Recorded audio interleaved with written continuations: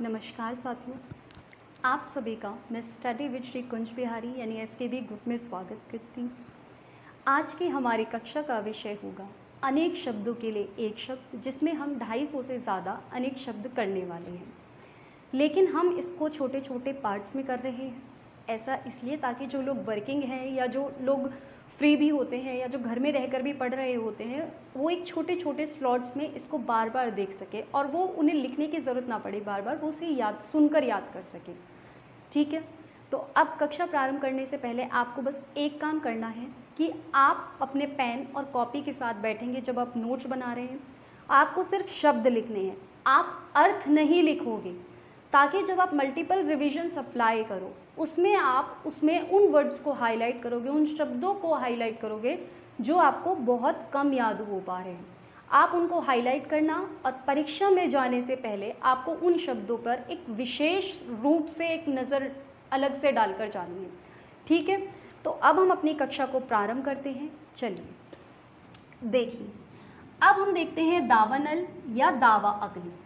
ठीक है, देखो, जब हम पर्यायवाची शब्द पढ़ेंगे आपको याद रखना है अनल अग्नि का पर्यायवाची है। इसके अलावा हम और भी पढ़ेंगे। ठीक है, आप इसको याद रखेंगे। अब देखो, दावानल यानी कि जंगल में लगने वाली आग को कहते हैं दावानल। फिर देखो बड़वानल, इसे हम कहते हैं समुद्र में लगने वाली आग।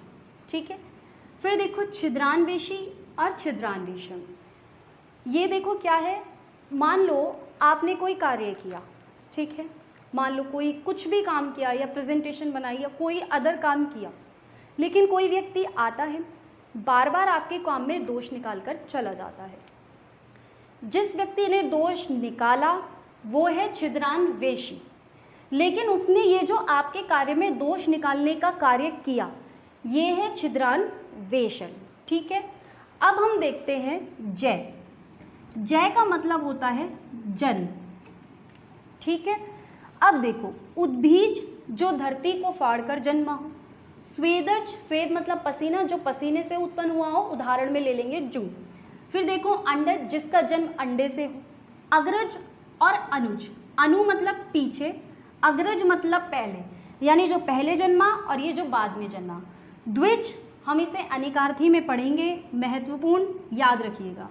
वहाँ पे ब्राह्मण और इसके और भी अर्थ पढ़ेंगे, लेकिन यहाँ पे देखो जिसका 2 बार जन्मा हो। द्वि मतलब 2, जय मतलब जन्म, 2 बार जन्म। पिंडज, जो पिंड से जन्मा हो। अब परीक्षक भी बड़ा चालाक है। कैसे? अब देखो, हमने इतने जय पढ़ लेते हैं, हमें लगता है जन्म लेने वाला ही होगा। मान लो अगर हमें किसी और का नाम हो, जैसे कि भेषज, अगर हमें पता नहीं है तो हम कोई ऐसा टिक करके आएंगे जहाँ पे जन्म से संबंधित हो, लेकिन ये जन्म से संबंधित है ही नहीं। इसका अर्थ है भेषज का जो औषधियों का जानकार हो। ठीक है, तो आपको ध्यान रखना है, औषधियों का जानकार। ठीक है, अब देखो, स्त्री और पुरुष से जो संबंधित है उन सबको मैंने एक ही जगह पे इसलिए लिया है ताकि ये, जैसे अभी देखो, आगामी सतपति का, आगतपति का, प्रोषित पति का। ठीक है, और ये देखो अनुड़ा, अद्युड़ा, अन्योड़ा, नवोड़ा, और इसमें कुछ ऐसे जैसे ये रहा दीवा विसारिका और कृष्णा विसारिका, बड़े कंफ्यूज करते हैं क्योंकि एग्जाम में छोटी से छोटी चीज़ें कई बार हम लोगों को याद नहीं आती। तो इसीलिए वहाँ पर हमें ज़्यादा टाइम ना लगे, उस टाइम को हमें यहाँ बचाना है। तो देखो हम कैसे देखेंगे। किशोरी क्या है? जो 12 से 16 वर्ष की अवस्था वाली कन्या है। षोड़शी, सही 16 वर्ष की अवस्था वाली कन्या। हंस गामिनी, गामिनी का मतलब गमन करना यानी कि चलना, लेकिन किसकी भांति? हंस की भांति मंद मंद चलना, और हंस की भांति गमन करने वाली स्त्री। आसूर्यम पश्य, महत्वपूर्ण, आगामी परीक्षाओं में भी पूछा जा सकता है और बहुत पूछा गया है। एक ऐसी स्त्री जिसने सूर्य भी ना देखा हो। सहोदर या सहोदरा, एक ही माँ के उदर से जन्म लेने वाला। सहोदरा, एक ही माँ के उदर से जन्म लेने वाली। यहाँ पे जो आ का डंडा है ये स्त्री बोधक है, स्त्री को सूचित करता हुआ। अन्योदर या अन्योदरा, यानी अन्य माँ के उदर से जन्म लेने वाला या फिर अन्य माँ के उदर से जन्म लेने वाली। सपत्निक, साथ का बोध कराएगा। वी, अलग होने का बोध कराएगा। तो सपत्निक एक ऐसा पुरुष जिसकी पत्नी उसके साथ हो। विपत्निक ऐसा पुरुष जिसकी पत्नी उसके साथ ना हो। विधवा स्त्री, विधुर पति होगा। पत्नी की मृत्यु विदुर, वो पुरुष क्या कहलाएगा? विदुर। परि, इसको याद रखना, परित्यक्ता, एक ऐसी स्त्री जिसका त्याग उसके पति ने कर दिया हो। पीसनहारी, आटा पीसने वाली स्त्री। पतिव्रता, यानी एक ऐसी स्त्री जो अपने पति में ही अनुराग रखती हो या उसको प्रेम करती हो। अनूढ़ा, अध्यूढ़ा और अन्योढ़ा, और ये नवोढ़ा। देखो अनूढ़ा, देखो अविवाहित महिला के लिए कैसे, देखो शादी ही नहीं की, अविवाहित महिला, न से याद रखना।